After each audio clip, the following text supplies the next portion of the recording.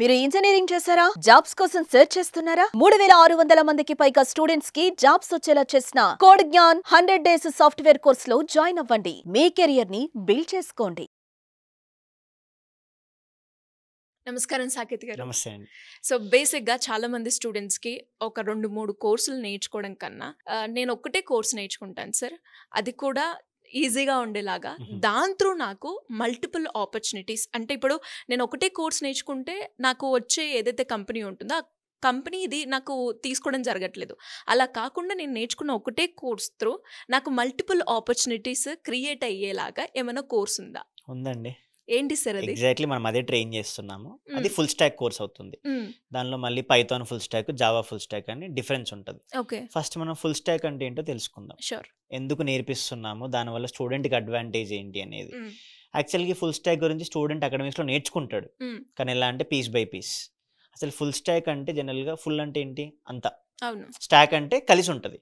So full stock అన్నప్పుడు front end, back end, database, cloud deployment, DevOps methodologies ఇవన్నీ వస్తాయి. Okay, మళ్ళీ student ఇన్ని నేర్చుకోవాలా అనే క్వశ్చన్ వస్తుంది. అవును, ఒకటే కోర్స్ అంటే దీనిలో మళ్ళీ లెవెల్స్ ఉంటాయండి. అంటే మనం ఫుల్ స్టాక్ ని ఎలా ట్రైన్ చేస్తామంటే, అందులో స్టూడెంట్ ఫ్రంట్ ఎండ్ నేర్చుకుంటాడు. వాడు 1.5 hour కోడింగ్ క్లాస్ తో స్టార్ట్ అవుతుంది. దానిలో ఫస్ట్ బ్యాక్ ఎండ్ స్టార్ట్ చేస్తాం. ఎందుకంటే బ్యాక్ ఎండ్ లో లాజిక్ బిల్డింగ్ నేర్చుకుంటాడు. అంటే ఫ్రంట్ ఎండ్ అంతా కూడా కనపడేది మనకి. మనం డైలీ వాడతాం అప్లికేషన్స్, అమెజాన్ మూవీస్ ఏం చూస్తాం, నెట్ఫ్లిక్స్, హాట్స్టార్. మనకు కనపడేదంతా ఫ్రంట్ ఎండ్ ఇంటర్ఫేస్. దానికి HTML, CSS, జావా స్క్రిప్ట్ అని టెక్నాలజీస్ ఉంటాయి, అవి నేర్చుకుంటాడు. బ్యాక్ ఎండ్ వచ్చేసి పైథాన్ కానీ జావా కానీ. ఇప్పుడు పైథాన్ ఫుల్ స్టాక్కి జావా ఫుల్ స్టాక్కి డిఫరెన్స్ ఉంటుంది. ఇవి రెండు కనెక్ట్ అయ్యేలా డేటాబేస్లో డేటా ఎలా స్టోర్ అవుతుంది, ఇవన్నీ లింక్ అయ్యి ఒక అప్లికేషన్ బిల్డ్ చేసి అందరు యూజ్ చేయాలంటే డిప్లాయ్ చేయాలి. సో అందుకే మనం front end, back end, database, deployment. Deployment అంటే ఏంటంటే, ఇప్పుడు మనం హాట్స్టార్ యూజ్ చేస్తాం కదా, మొబైల్లో ఇన్స్టాల్ చేసుకుంటాము. కానీ అదే మనం వెబ్లో లాగిన్ అవుతాం కదా, అంటే hotstar.com అని క్లిక్ చేస్తాం. అంటే ఒక స్టూడెంట్ వాడు చేసిన ప్రాజెక్ట్ని అలా డిప్లాయ్ చేసి ఎవరైనా యూజ్ చేసేలా నేర్చుకుంటాడు ఈ కోర్సులో. ఒక ఇండస్ట్రీకి ఇంకేం కావాలంటే ఒక ఫ్రెషర్ నుంచి. సో అందుకే మనం ఇంత డీటెయిల్డ్గా ఇంకా ఏం చేస్తామంటే, ఈ ఎగ్జాంపుల్లో మన జనరల్ అమెజాన్ వాడతాం కదా, అమెజాన్లో ప్రాసెస్ ఏముంటుంది, ఐటమ్స్ చూస్తాము, చూసుకున్న నచ్చితే మనం కార్ట్లో యాడ్ చేసుకుంటాము, అకౌంట్ లాగిన్ అయిపోతే లాగిన్ అవుతుంది. లాగిన్ అయ్యాక నెక్స్ట్ ఏం చేస్తాం, మనం పేమెంట్ చేయాలి. పేమెంట్కి ఏంటి, UPI కానీ డెబిట్ కార్డ్ కానీ. పేమెంట్ అయిపోతుంది, ఇంటికి డెలివరీ వస్తుంది. ఇదే ప్రాసెస్ స్టూడెంట్ నీకు డెలివరీ రాదంటే అంతే, రిమైనింగ్ అంతా నువ్వు ప్రాజెక్ట్లో చేస్తావు. అంటే ఆ విధంగా మన ప్రాజెక్ట్ ట్రైనింగ్ ఉంటుంది. ఈవెన్ పేమెంట్ గేట్వే ఇంటిగ్రేషన్తో పాటు UPI ట్రాన్సాక్షన్ ఎలా చేస్తావో అలాంటి ప్రాసెస్ని స్టూడెంట్ నేర్చుకుంటాడు ఫుల్ స్టాక్లో. అప్పుడు ఏమవుతుందంటే వాడికి 7 జాబ్ రోల్స్కి ఎలిజిబిలిటీ అవుతుంది. ఇందాక మీరు అడిగారు కదా, ఒక్కటి నేర్చుకుంటే మల్టిపుల్ ఆపర్చునిటీస్ అని. ఇందులో అందరికీ మొత్తం నేర్చుకోవాలని ఉండదు. కొంతమందికి డిజైనింగ్ ఇంట్రెస్ట్ ఉంటుంది, అంటే క్రియేటివ్గా వాళ్ళు డిజైన్ చేయగలరు, వాళ్ళు ఫ్రంట్ ఎండ్ డెవలపర్ జాబ్ రోల్స్కి అప్లై చేస్తారు.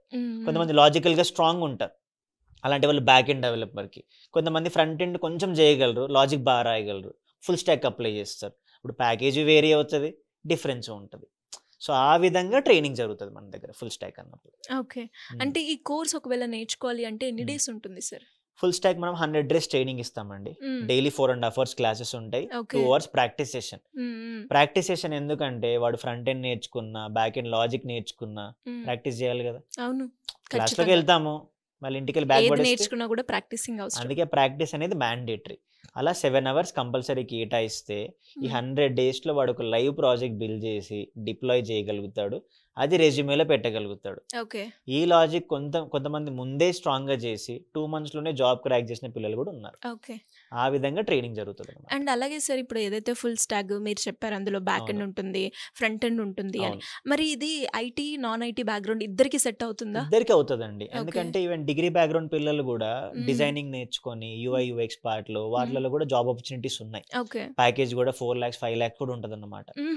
అంటే వాడి క్రియేటివిటీ అండి. మనం ఎలా రెడీ అవుతామని చూస్తాం కదా, సేమ్ అలానే నువ్వు ఒక అప్లికేషన్ ఎలా డిజైన్ చేస్తావు.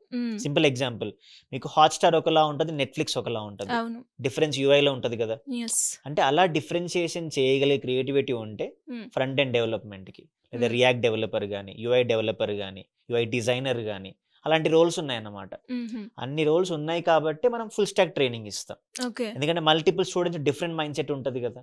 ఎవరైతే దేనిలో బాగా చేయగలుగుతున్నారో వాళ్ళకి దాని తగ్గట్టు జాబ్స్కి అప్లై చేపిస్తాం మనం. ఇప్పుడు వాడి ఇంట్రెస్ట్ ఉంటుంది, వాడు జాబ్లోకి వెళ్ళాక హ్యాపీగా ఉంటాడు కదా.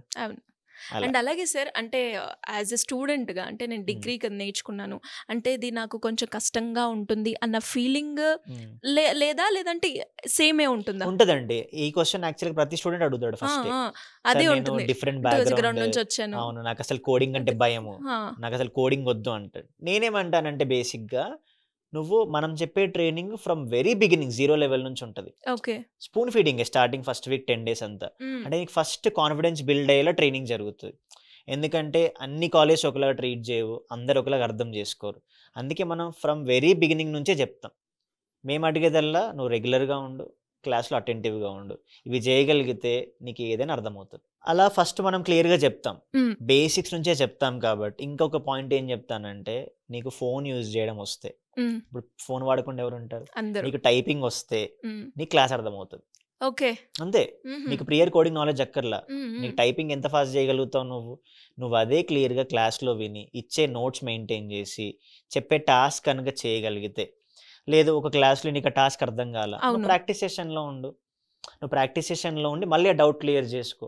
కానీ ఆ రోజు ఇచ్చిన టాస్క్ ఆ రోజే చేయగలిగితే నెక్స్ట్ డే నీకు కనెక్టివిటీ ఉంటుంది కదా, అప్పుడు నువ్వు బోర్ ఫీల్ అవ్వవు, నీకు ఈజీ అవుతుంది. అలా పిల్లలు ఫాలో అవుతూ ఉంటారు. ఫాలో అవ్వడం వాళ్ళకి మళ్ళీ స్పెషల్ కేరింగ్ ఉంటుంది.